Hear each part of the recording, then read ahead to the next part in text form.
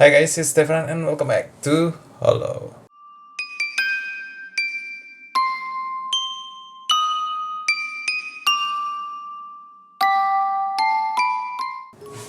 Halo semuanya, jadi kali ini aku mau lanjutin ceritaku sewaktu aku tinggal di rumahku yang menurutku cukup angker. Karena di rumahku itu yang pertama kali aku bisa mulai melihat atau merasakan kejadian-kejadian yang semestinya nggak pernah harus aku rasain. Dan di cerita kali ini aku mau ngingetin ke kalian tentang betapa pentingnya aware terhadap buah hati kalian atau anak-anak di sekitar kita. Karena kebetulan aku punya teman dan baru melahirkan, dan kebetulan aku menjenguknya juga, dan ceritanya akan relate dengan ceritaku kali ini. Jadi aku mengunjungi rumah sakit dan aku bertemu temanku yang baru melahirkan itu, dan ternyata dia tuh sangat aware banget terhadap hal-hal beginian. Aku cukup kaget karena begitu aku datang ternyata dia menyimpan benda-benda yang aku cukup tahu kalau itu tidak disukai oleh makhluk halus, seperti contohnya misalnya bangle, peniti, gunting lipat, dan lidi aren. Ya otomatis aku nanya dong, kok lu nyimpen begituan buat apa? Ya ternyata mereka sepasang suami istri itu langsung cerita kalau bahkan susternya sendiri yang menyarankan kalau mereka habis lahiran itu kalau bisa anaknya lebih hati-hati dan lebih dijaga. Ya, caranya ya didoakan terus supaya terhindar dari makhluk-makhluk yang negatif, dan juga ya mereka membawa benda-benda yang kalau bisa mereka makhluk-makhluk itu tidak suka. Yang simpel-simpel aja, contohnya yang paling ya aku lumayan setuju itu lidi aren, garam, atau ya gunting lipat lah. Kalau bangle aku jujur baru tahu, karena kalau kalian nggak tahu, bangle itu bentuknya kayak tanaman jahe. Nah, dan katanya makhluk-makhluk seperti itu tidak suka dengan baunya. Nah, buat kalian yang masih skeptis bilang, ya masa emang mereka pedofil, suka sama anak kecil, atau ya masa sih mereka mah ganggu semuanya kali, dari anak kecil, orang dewasa, ABG, semua juga diganggu. Tapi jangan salah, aku sering mendengar cerita tentang apa ya, mereka tuh entah kenapa suka banget dengan anak kecil. Dan apalagi kalau kita masih menyimpan ari-arinya, mereka tuh ngincer banget. Karena satu sosok yang aku tahu butuh banget ari-ari itu, kalau kalian tahu, itu kuyang.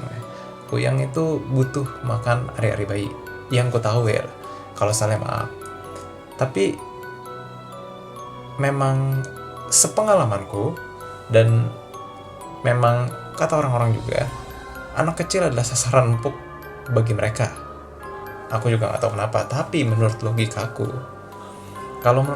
karena mungkin yang pertama ya, anak kecil itu masih terlalu suci. Jadi aku merasa mereka tuh masih, matanya tuh masih bisa melihat hal-hal yang seperti itu. Karena mereka masih terlalu suci, masih tidak terlalu banyak pikiran, sampai-sampai mereka mudah untuk melihat mereka, dan akhirnya mereka jadi berinteraksi dan berkomunikasi satu sama lain. Dan tentunya anak-anak itu tidak sadar kalau yang mereka ajak ngomong itu tentunya bukan makhluk hidup, dan tentunya malah melainkan makhluk halus. Yang kedua, menurutku karena anak kecil itu tidak mudah curiga. Jadi mereka berbicara dengan siapapun yang mereka pikir bisa diajak ngomong. Jadi menurutku mungkin mereka, makhluk-makhluk itu mencoba untuk ya berkomunikasi dengan makhluk yang masih hidup ya. Dan berhubung anak-anak itu bisa melihat dan bisa mengetahui keberadaan mereka, jadi ya didekati saja, dan akhirnya terjadilah komunikasi.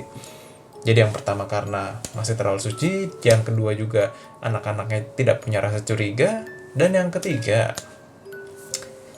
dari apa ya, berhubung di mana-mana sudah banyak orang-orang indigo, jadi aku juga baru mulai mengetahui kalau ternyata makanan mereka juga salah satunya adalah rasa takut.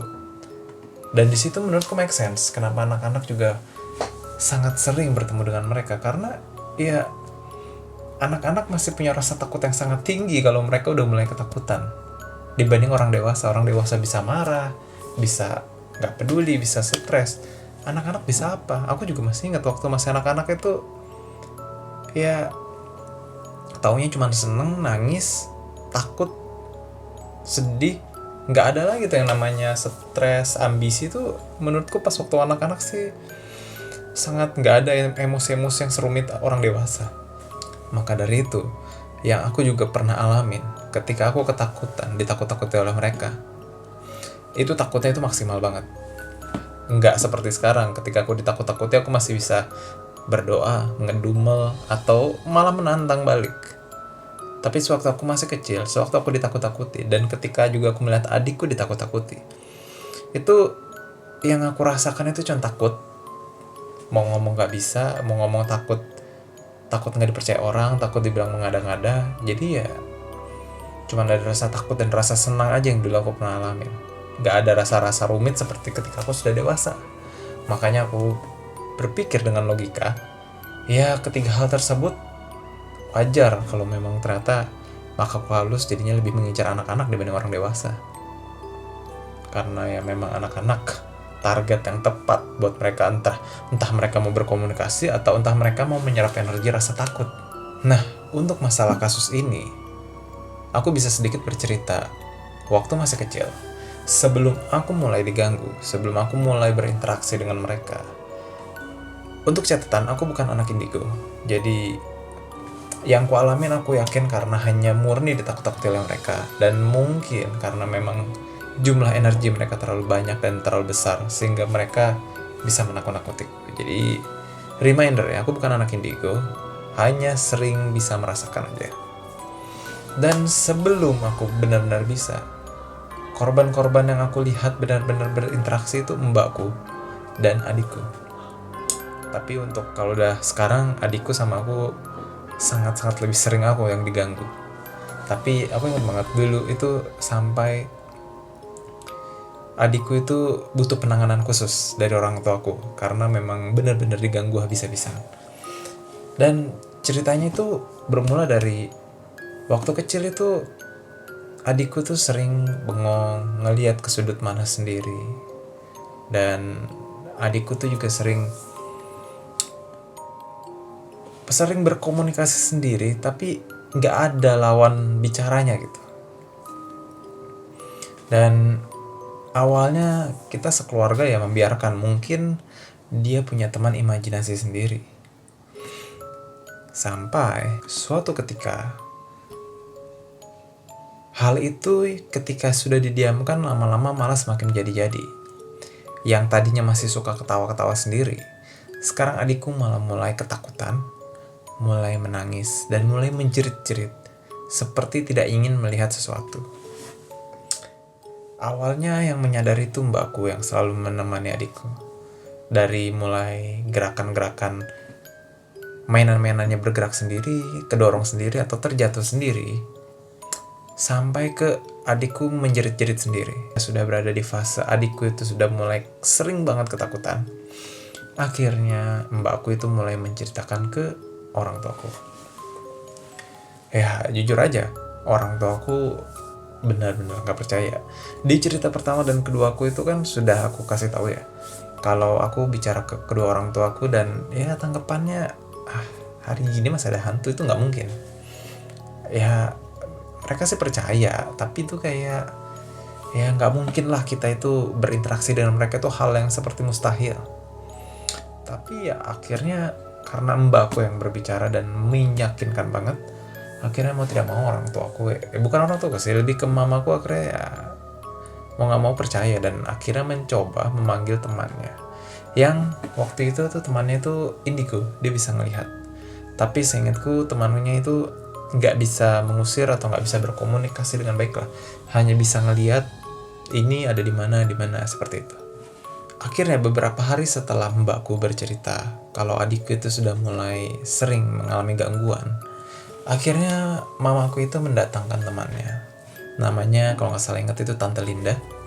Dan waktu itu dia datang siang-siang ke sore lah. Seingatku itu sekitar jam 3 sore sampai jam 4 sorean. Dan ketika datang, yang dia lihat itu, dia yang aku inget tuh kalau nggak salah dia tuh kaget karena dia bilang ini rumahnya banyak yang lewat ya. Ini ternyata tuh lalu lintas nih. Mamaku namanya Nita, dan dia bilang tuh ini rumahnya nih banyak yang lewat nih, makanya mungkin gangguannya dari yang lewat-lewat ini, atau mungkin penunggunya juga iseng kali. Dan pada saat itu yang aku kaget, Tante Linda bilang begini, ini penunggunya ada 2 loh nih. Yang di lantai 1 ada 1, di lantai 3 ada 1, tapi sama-sama cewek. Dia bilang gitu. Yang di atas warna merah, yang di bawah warna putih. Waduh, waktu itu aku dengarnya aja udah waduh. Dan berarti make sense, karena yang waktu itu aku lihat sekilas memainkan piano yang aku bilang bunyi sendiri itu, di cerita pertama aku melihat bajunya warna putih. Dan Tante Linda ini juga bilang yang paling iseng adalah yang putih, yang merah itu auranya negatif katanya. Yang merah tuh negatif nih, tapi sulit untuk diajak berkomunikasi. Tapi yang putih ini nih, yang putih ini aku lihat iseng sih, iseng dan suka bergerak kemana-mana. Jadi kayak dia tuh yang paling sering berkeliaran di sini lah. Nah, jadi otomatis Tante Linda ini menaruh kecurigaan terhadap si putih ini yang mengganggu adikku. Jadi Tante Linda ini terus menemani ibuku ngobrol sampai malam kalau nggak salah. Jadi dia pengen lihat aktivitas di rumahku itu sambil menemani mamaku berbincang-bincang. Tapi sampai malam Tante Linda ini melihat sepertinya bukan dia, karena dia bilang kalau nggak salahnya seperti ini, Nit, emang sih ini yang putih ini ngedeketin anak lu terus, tapi nggak diapa-apain, paling cuman dideketin terus diliatin, senyumin, terus diajak ya kayak orang dewasa yang mendekati anak-anak, gimana sih, yang ngelihat, canda, digodain kayak begitu. Nggak ada yang diusilin gitu, nggak, katanya seperti itu. Jadi memang si putih ini tertarik sama anak kecil, tapi nggak yang diapa-apain. Jadi kayaknya bukan dia gitu loh. Ditunggu-tunggu sampai malam, sampai sekitar jam 9 apa mau jam 10, karena kan pada waktu itu jam 10 udah cukup larut malam ya. Walaupun waktu itu aku tinggal di Jakarta juga, jam 10 itu udah cukup malam. Jadi ketika Tante Linda ini mau pergi, tiba-tiba dia dengar suara anak kecil ketawa. Tapi waktu itu Tante Linda ini mengacuhkan. Jadi akhirnya dia cerita kalau ini tadi nih gue dengar suara anak kecil ketawa nih, tapi ya mungkin tetangga kali. Tapi tiba-tiba anak lo nangis. Dan memang ketika Tante Linda itu mau pulang, nggak lama itu adikku nangis. Makanya sebelum pulang dia langsung buru-buru nyamperin adikku itu. Dan ternyata akhirnya ketahuan apa yang bikin dedekku nangis terus. Akhirnya Tante Linda bilang begini ke mamaku, Wanit, ini yang godain anak lu piaran orang nih, kecil, cebol, ada 2. Dia bilang gitu. Waduh, aku dulu masih belum tahu apa-apa, sampai akhirnya dia bilang tuyul piaran orang ini botak. Dia bilang gitu. Gue lihat anak lu tuh diisengin, ditoel-toel, terus takut-takutin gitu, diledekin gitu loh, Nit, makanya nangis. Abis kita datang kabur langsung tembus. Kayaknya piaraan orang deh. Kalau gue lihat sih kayak piaraan orang. Ini pasti rumah-rumah sekitar sini banyak yang sering kecolongan tuh. Kata Tante Linda tuh kayak begitu. Waduh. Jadi aku langsung merinding dong pada waktu itu. waduh ternyata iseng banget ya, sampai adikku tuh digodain di toel-toel terus. Ya kalau mainannya bergerak-gerak sendiri berarti kan gangguannya udah lumayan lumayan cukup mengganggu ya, walaupun nggak sampai separah ceritaku nanti, tapi ini termasuk cukup parah sih. Walaupun kalau di compare ya sama kondisiku sewaktu piano berbunyi sendiri dan suasananya mencekam banget, itu memang mencekam banget sih yang piano bunyi sendiri. Tapi ya untuk anak kecil digodain sama, ya kayaknya sama aja sih seremnya sih. Cuman waktu itu aku berpikir ya cukup mengerikan. Ya akhirnya aku ya hanya menjadi pendengar, dan mamaku akhirnya diajak oleh Tante Linda untuk pergi ke Tepekong. Jadi pada waktu itu Tepekong itu sebutan buat orang pinter yang dari etnis Tionghoa lah, yang mengerti hal-hal beginian dan biasanya didoakan di kelenteng gitu. Tapi kalau aku googling ya, Tepekong itu nama tempat untuk berdoa.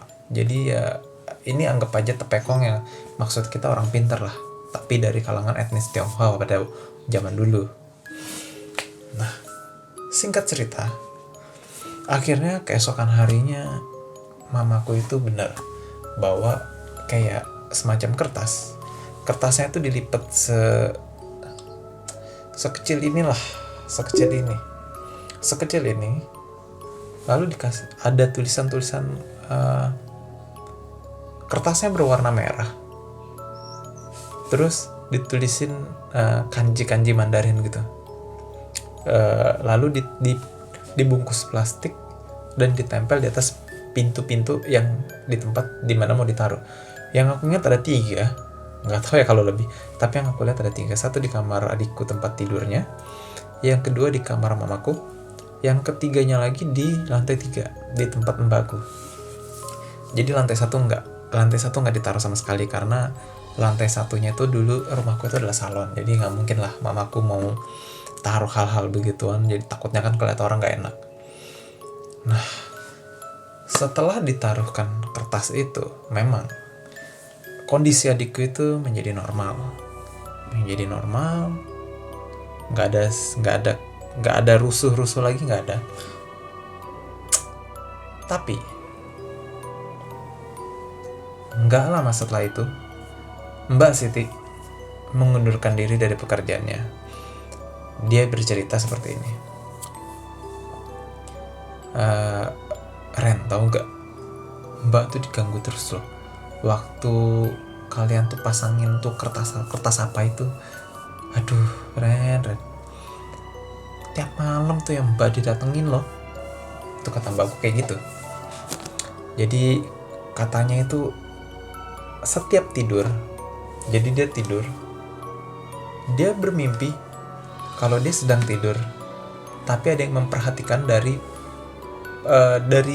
sekitar tempat tidurnya. Aku lupa posisinya gimana, tapi yang pasti seperti ada yang memperhatikan dia. Dan tapi anehnya dia tidur tapi dia tahu ada yang memperhatikan, dan dia bisa tahu sosoknya itu cewek baju merah. Awalnya katanya dia cuman dudukin kayak dia peragakannya kayak gini dulu, didudukin, diliatin dengan mata melotot. Hari pertama, kedua, ketiga seperti itu, sampai berjalan 1 minggu. Dia mulai berbisik, lancang.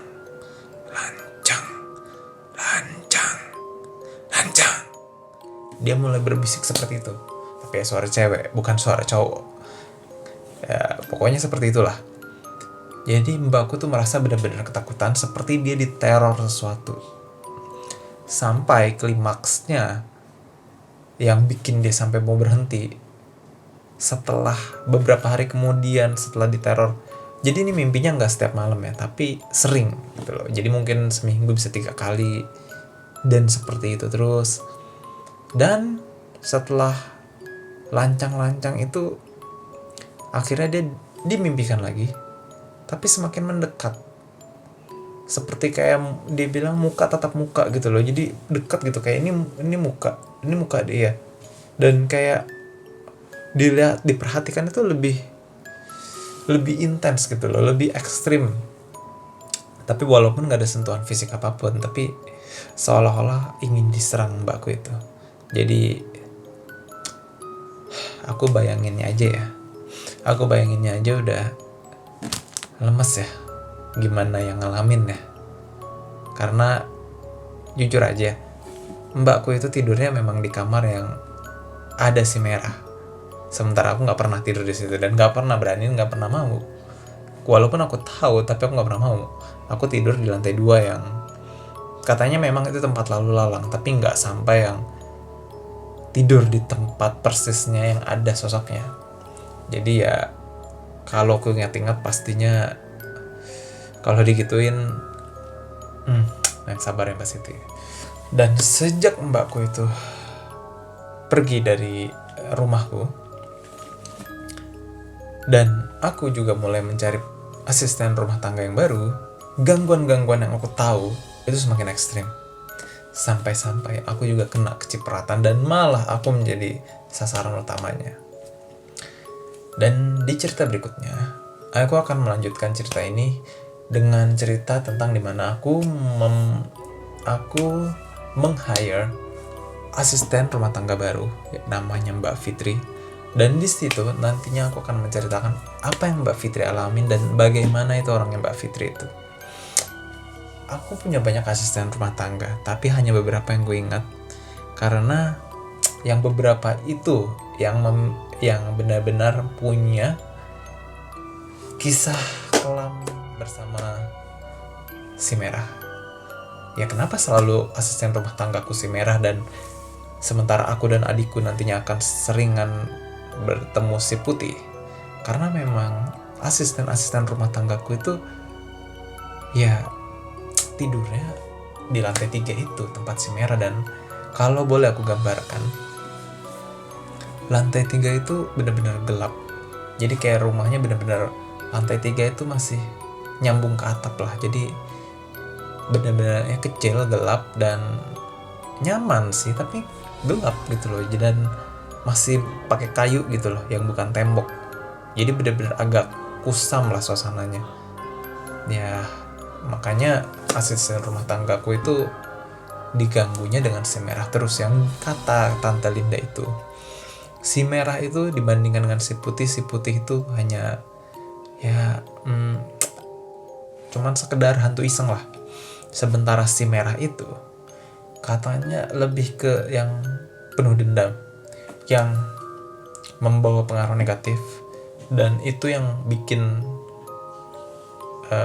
memancing emosi. Jadi keluarga bisa berantem, bisa pokoknya aura negatif banget lah. Tapi nggak iseng, tapi dia memancarkan aura negatif katanya ya. Kalau yang putih itu lebih ke iseng, lebih ke mengganggu secara dianya yang ganggu, tapi emosinya nggak terlalu dimainkan katanya.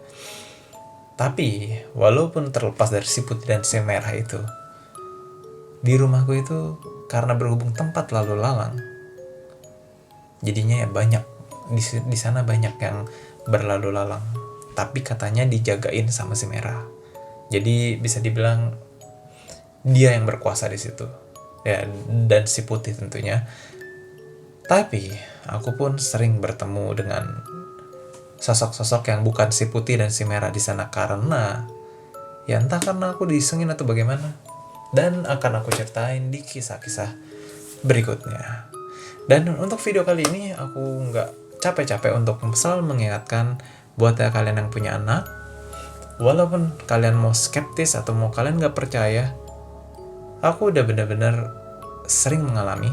Walaupun aku nggak bisa melihat secara benar-benar melihat, tapi aku sering mengalami kejadian-kejadian yang di luar nalar logika. Karena aku orangnya berpikir pakai logika banget. Kalau misalnya ada barang jatuh atau digedor-gedor atau bertemu wujud apapun, aku selalu mencoba untuk ya mungkin apa. Tapi percaya deh, aku udah terlalu sering mengalami kejadian-kejadian yang sudah sulit untuk dipikirkan dengan logika. Jadi relasinya dengan kisah kali ini, buat kalian yang punya anak kecil, punya anak-anak, please jaga banget, jangan sampai mereka terbawa pengaruh negatif, entah dari makhluk yang tidak terlihat, ataupun juga dari orang-orang negatif yang terlihat oleh kita sendiri, atau bahkan kita yang negatif menularkan ke anak-anak di sekitar kita, entah dari kebiasaan buruk, entah dari emosi.